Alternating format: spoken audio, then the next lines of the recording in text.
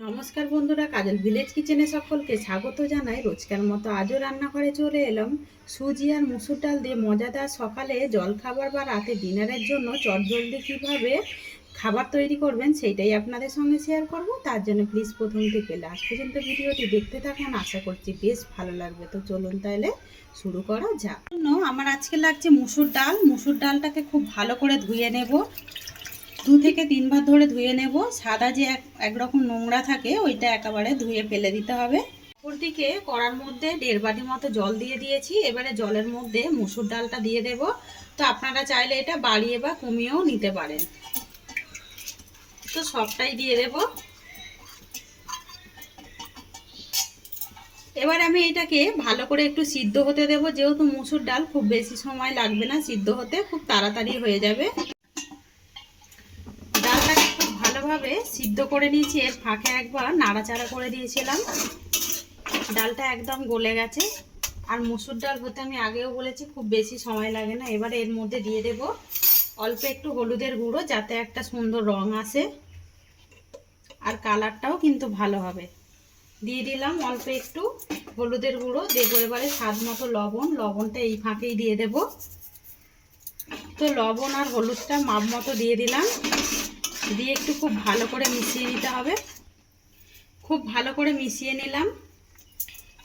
একটুখানি ঢাকা দিয়ে দেবো যাতে করে হলুদের গন্ধটা চলে যায়। ততক্ষণে একটা আমি মশলা রেডি করে নেব।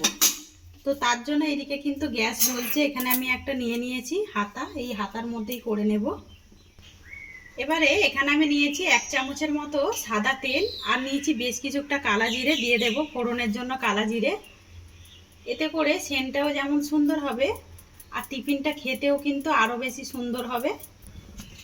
এবারে যখন কালা জিরেটা খুব ভালোভাবে ফোড়নে ভাজা হয়ে যাবে, এখানে দিয়ে দেব আদা, গ্রেট করে নেব আদা। আদাটাকেও দিয়ে খুব ভালো করে মিশিয়ে নেব। তো অপরদিকে ভালোভাবে কিন্তু ফোড়নটা ভাজা হয়ে গেছে, সেটা দেখতেই পাচ্ছেন। কাঁচা যে গন্ধ থাকে ওইটা একেবারে চলে গেছে। এই ফাঁকে আমি ডালটা বসিয়ে দেব। দিয়ে যেই ফোড়নটা করেছিলাম এই ফোড়নটাকে আমি ডালের মধ্যে দিয়ে দেব। চাইলে এখানে আপনারা একটু হিং দিতে পারেন, আরও বেশি ভালো লাগবে।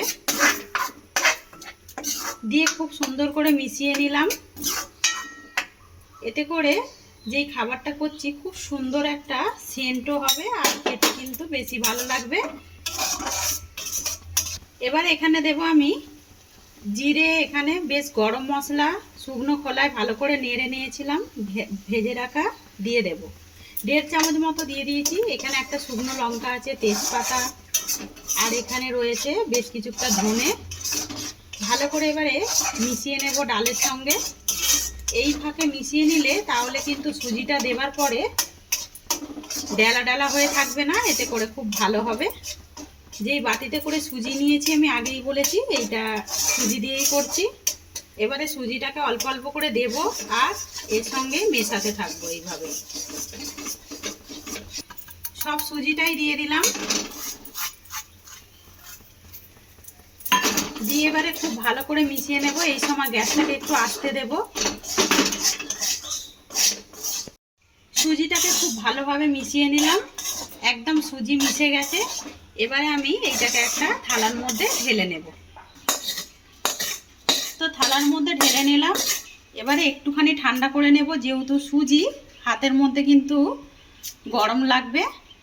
খুব ভালোভাবে ঠান্ডা করে নিয়েছি যাতে করে হাত দেওয়া যায়, সেইভাবে ঠান্ডা করে নিতে হবে।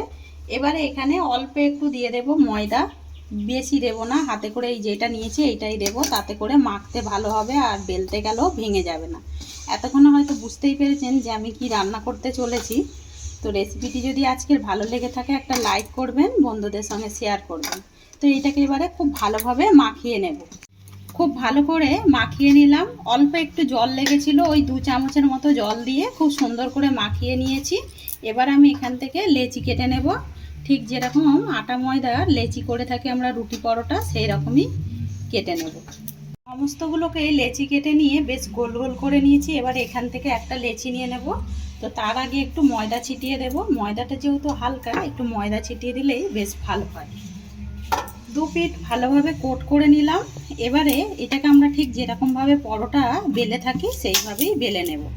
তো আগে একটু গোল করে বেলে নিলাম, এবারে ঠিক পরোটার আকারে আমরা বেলে নেব। আরও একটু ময়দা ছিটিয়ে দিলাম।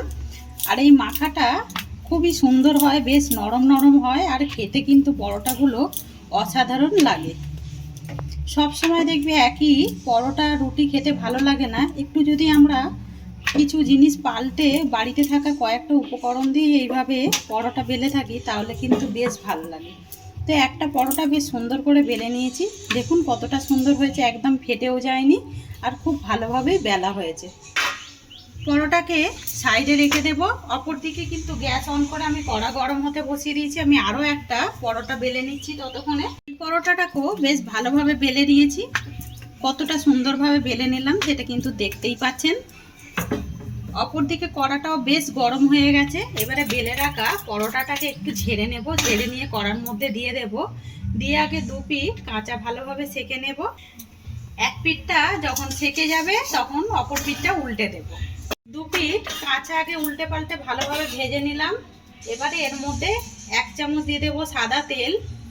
আর পরোটাটা এখন থেকেই দেখুন ফুলতে আরম্ভ করেছে। দিয়ে উল্টে পাল্টে এইভাবে একটু খুব ভালো করে ভেজে নেব। পরোটাটা খুব ভালোভাবে ভেজে নিলাম আর তুলেও নিয়েছি, কতটা সুন্দর করে ভেজেছি দেখুন। একইভাবে সমস্ত পরোটাগুলোকেই ভেজে ফিরে আসছি। সমস্ত পরোটাগুলোই গড়ে নিলাম, গড়ে নিয়ে ফিরে এলাম। আর কতটা সুন্দর দেখতে হয়েছে দেখুন। এইটা কিন্তু কোনো রকম তরকারি ছাড়াই খাওয়া হয়ে যাবে, একটু টমেটো সস বা টমেটো চাটনি দিয়ে। আমি আগে থেকে একটু টমেটো চাটনি করে রেখে দিয়েছিলাম। আর পরোটাগুলো দেখুন কতটা সুন্দর নরম হয়েছে, একদম হাতের সঙ্গে কিন্তু চলে যাবে। আজকের রেসিপি আপনাদের কীরকম লাগলো কমেন্ট করে জানাবেন। যদি ভালো লেগে থাকে একটা লাইক করে দেবেন, বন্ধুদের সঙ্গে শেয়ার করবেন, আর এই ছোট্ট চ্যানেলটিকে সাবস্ক্রাইবার করে নেবেন। আমার এরকম নিত্য নতুন রান্নার জন্য পাশে থাকা বেল আইকনটি প্রেস করবেন। সবাই ভালো থাকবেন, সুস্থ থাকবেন, ধন্যবাদ। আবারও নতুন রেসিপি নিয়ে ফিরে আসবো। আজকের মতো এই পর্যন্ত।